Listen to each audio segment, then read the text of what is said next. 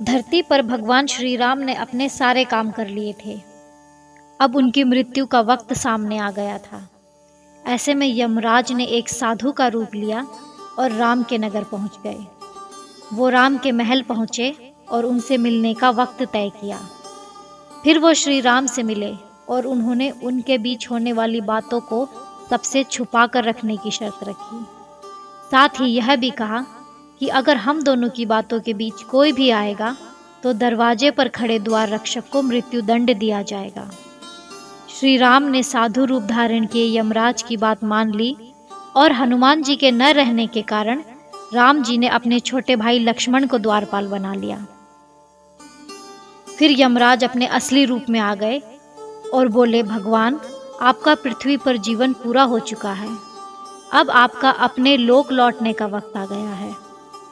यमराज और भगवान श्री राम के बीच बातचीत चल ही रही थी कि उसी वक्त दरवाजे पर ऋषि दुर्वासा पहुंच गए।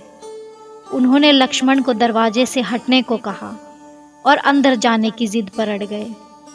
लक्ष्मण ने मना किया तो वह श्री राम को श्राप देने की बात करने लगे। लक्ष्मण काफी परेशान हो गए। अगर श्री राम की बात नहीं मानी तो उन्हें मरना होगा और अगर ऋषि की बात नहीं मानी तो श्री राम को श्राप लगेगा। इस स्थिति में लक्ष्मण ने एक बहुत ही कठिन फैसला लिया और ऋषि को अंदर जाने दिया। बातचीत के बीच ऋषि को देखकर भगवान श्री राम चिंतित हो गए कि अब उन्हें लक्ष्मण को मृत्यु दंड देना होगा। ऐसे में भगवान श्री राम ने लक्ष्मण को नगर से निकाल दिया। लक्ष्मण ने अपने भाई के वादे को निभाने के लिए सरयू नदी में जाकर जल समाधि ले ली और शेषनाग का रूप धारण कर लिया। लक्ष्मण के बारे में जानने के बाद राम भगवान बहुत ही दुखी हुए। फिर उन्होंने भी जल समाधि लेने का फैसला ले लिया। श्री राम भी सरयू नदी में जल समाधि लेने निकल पड़े। उस वक्त वहां भरत, शत्रुघ्न, हनुमान, सुग्रीव और जामवंत भी मौजूद थे। देखते ही देखते भगवान श्री राम सरयू नदी में समा गए।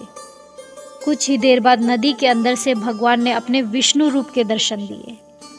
उन्होंने अपने भक्तों समेत वहां मौजूद हर किसी को दर्शन दिए और इस तरह भगवान श्री राम धरती पर अपने जीवन को पूरा कर मानव शरीर त्याग कर वैकुंठ धाम को चले गए।